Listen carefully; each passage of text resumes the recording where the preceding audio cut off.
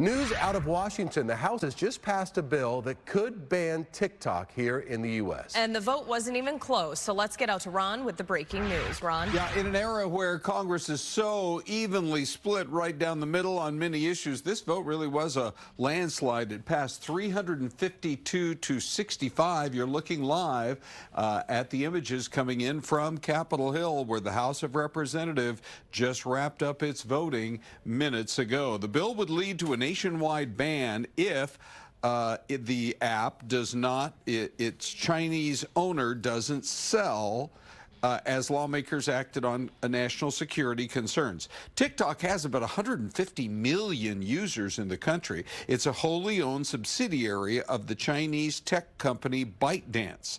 Lawmakers say that ByteDance is beholden to the Chinese government, which could demand access to the data of TikTok's users anytime it wants. It's because of some national security laws inside China that compel all organizations to help the government with intelligence gathering.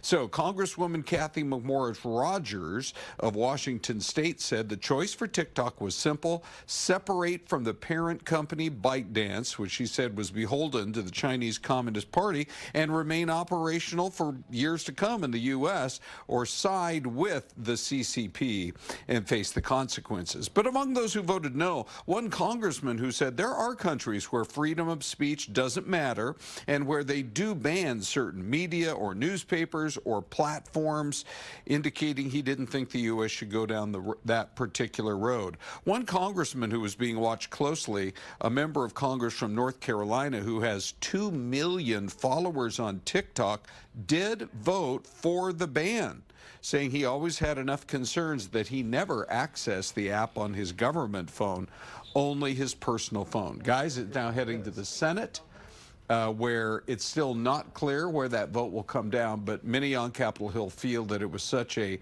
lopsided vote, the Senate will have to take action on it pretty quickly. Yeah, and like you said, President Biden said he'd sign it. But what's interesting, Ron, does ByteDance have to get the permission of the Chinese government to even sell it?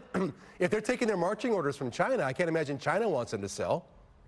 You wouldn't think so, but on the other hand, you would also think that the U.S. might be, the biggest economy in the world, by the way, first compared to China as the #2 economy in the world, and they wouldn't want to lose their foothold here. So if they were to simply change ownership rules, they could continue to operate. You just wonder how much of an option that actually is. Thank you, Ron.